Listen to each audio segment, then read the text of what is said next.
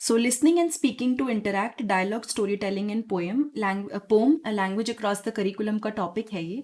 तो सबसे पहले अगर हम बात करें लिसनिंग एंड स्पीकिंग जो होता है, यानी कि सुनना एंड बोलना, ये बहुत ही एसेंशियल यानी बहुत ही ज़रूरी इंटरैक्टिव स्किल्स हैं जो कम्युनिकेशन में जिनकी ज़रूरत पड़ती है। यानी जब आप कम्युनिकेट कर रहे होते हो, बात कर रहे होते हो, तो ये बहुत ही इंपॉर्टेंट स्किल्स हैं। Engaging in dialogues help build connection, understand different perspective and resolve conflicts effectively. तो हम लोग इसके अंदर वीडियो के अंदर बात करेंगे डायलॉग के बारे में, स्टोरी टेलिंग के बारे में एंड पोम के बारे में, ठीक है।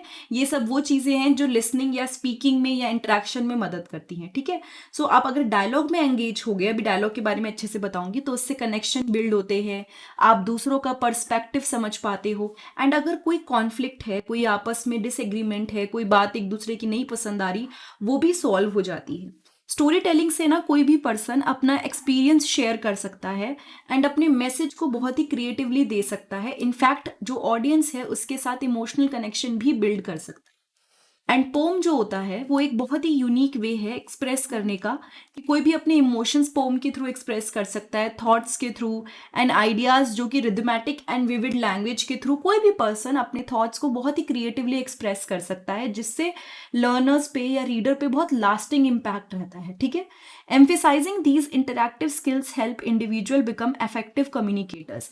जब कोई पर्सन इन इंटरैक्टिव स्किल्स पे फोकस करता है तो वो काफ़ी इफेक्टिव कम्युनिकेटर हो जाता है, यानी कि अच्छे से कम्युनिकेट कर सकता है एंड इससे दूसरों के साथ जो उसके रिलेशनशिप हैं वो भी अच्छे होते हैं। Now let's talk about dialogue, story telling in poem one by one. सबसे पहले let's talk about dialogue. Dialogue क्या होता है? Dialogue is a verbal exchange between two और more people in a conversation. Suppose आप किसी एक पर्सन से बात कर रहे हैं या एक से या दो जनों से बात कर रहे हैं, तो वो आपको कुछ बोलेंगे, आप उनको कुछ बोलेंगे, तो यहाँ पे वर्बली यू आर एक्सचेंजिंग। यहाँ पे वर्बल एक्सचेंज हो रहा है दो या दो से ज्यादा जनों के बीच में, विच इज योर डायलॉग, ठीक है।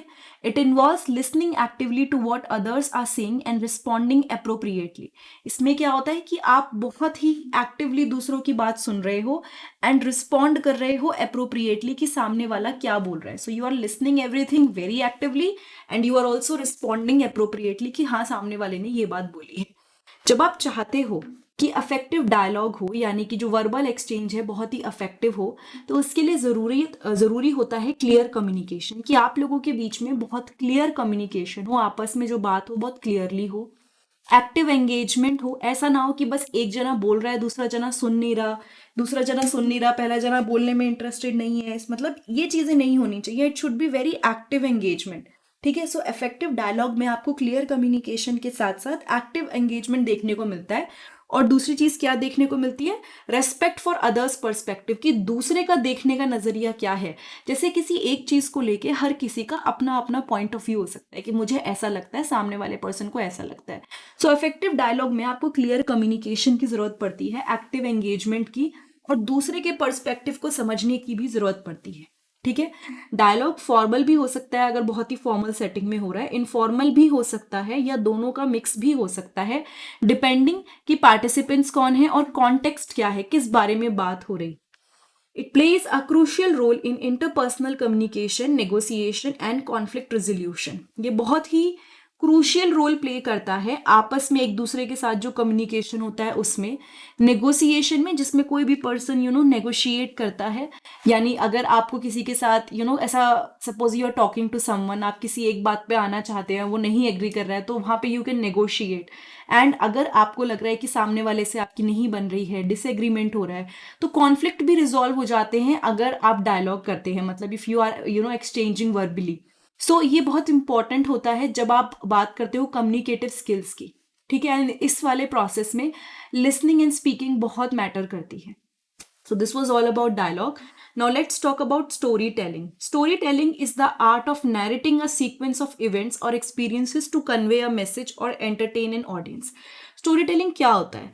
इट इज़ बेसिकली एक सीक्वेंस या इवेंट या एक्सपीरियंस को कन्वे करना, एक मैसेज कन्वे करना ऑडियंस को। तो स्टोरी टेलिंग में क्या होता है ना, कोई भी पर्सन अलग अलग तरीके से किसी भी बात को रिप्रेजेंट कर सकता है, कोई स्टोरी, कोई मैसेज वो दे सकता है with the help of story telling. So यहाँ पे सीक्वेंस ऑफ इवेंट या एक्सपीरियंस, कोई भी चीज़ को आप एक मैसेज को कन्वे कर सकते हो ऑडियंस को।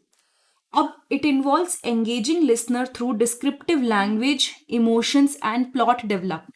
अच्छा, स्टोरी टेलिंग ऐसे नहीं कि आपने बताया मैं गया था और फिर ऐसा हुआ फिर ऐसा हुआ, नहीं, इसका भी ना एक आर्ट होती है। आप किसी को बता रहे हो तो उसमें सस्पेंस रखते हो थोड़ा सा, ताकि पर्सन आगे सुनने के लिए तैयार होता है कि अच्छा आगे क्या आने वाला है। इनफैक्ट कई बार आप उसमें ब्रेक लेते हो, गैप देते हो। तो it is an art actually, जिसमें आपको चीज़ों को आप समझा रहे हो, इमोशंस शो कर रहे हो, एंड धीरे धीरे प्लॉट डेवलपमेंट भी हो रहा है। इफेक्टिव स्टोरी टेलिंग क्या करती है, ऑडियंस का अटेंशन अपनी तरफ खींचती है, इमोशंस को एवोक करती है किसी पर्सन के अंदर, एंड कनेक्शन भी बिल्ड होता है। तो जब कोई पर्सन स्टोरी टेलिंग करता है ना, तो वो बहुत सारी चीज़ों को ध्यान में रख के वो चीज़ें बताता है, क्योंकि उसको ऑडियंस का ध्यान भी अपनी तरफ रखना है, इंटरेस्टिंग भी बनाना है और कनेक्ट भी करना है। ठीक है, हमारे ह्यूमन कम्युनिकेशन के अंदर स्टोरी टेलिंग हमेशा से बहुत ज़रूरी रही है, एंड थ्रू आउट हिस्ट्री ये बहुत ज़्यादा वेल फोकस्ड टॉपिक रही है। Story telling can take various forms, यानी स्टोरी टेलिंग बहुत ज़्यादा वेरियस फॉर्म में हो सकती है, जैसे कि पर्सनल एनेक्डोट्स, फिक्शनल टेल्स और ट्रेडिशनल फॉक टेल्स, यानी अलग अलग तरीके से हो सकती है। आप अपना पर्सनल एक्सपीरियंस किसी को अच्छे से सुना सकते हो, या कोई फिक्शन की बात आप बता सकते हो, कोई ट्रेडिशनल कोई फोक टेल्स है आप उसको बता सकते हो। सो बहुत सारे कंपोनेंट्स इसके अंदर हो सकते हैं। फिर आता है pome. Poem is a form of literary expression that use rhythmatic and often rhyming language to convey emotions, idea और experience. एक पोम के थ्रू कोई भी पर्सन अपने थॉट्स को, अपने जिस तरह से वो चीज़ों को सोचता है, करता है, उसको वो रिदमैटिक, एक बहुत ही पोएटिक फॉर्म देके वो शो कर सकता है, रिप्रेजेंट कर सकता है। पोम में क्या होता है, कई बार ऐसा नहीं होता कि सिंपल इंग्लिश होती है, वो उसको एक ऐसा लिखते हैं या बताते हैं या बोलते हैं कि वो इंसान अपने आप ही उसका उसका ध्यान पूरा वहीं चला जाता है। एंड इनफैक्ट कई बार अगर वो बोलते हैं तो राइमिंग लैंग्वेजेस यूज होती हैं, कोई आइडिया, एक्सपीरियंस या इमोशन पोम के थ्रू कन्वे होता है। एंड इनफैक्ट पोम क्या कर सकता है, powerful imagery, emotions and themes को इवोक कर सकता है। यानी जब इसको यूज किया जाता है ना पोम को, तो मेटाफोर, सिमिली, सिम्बोलिज्म, इस सब के थ्रू इसको यूज करते हैं।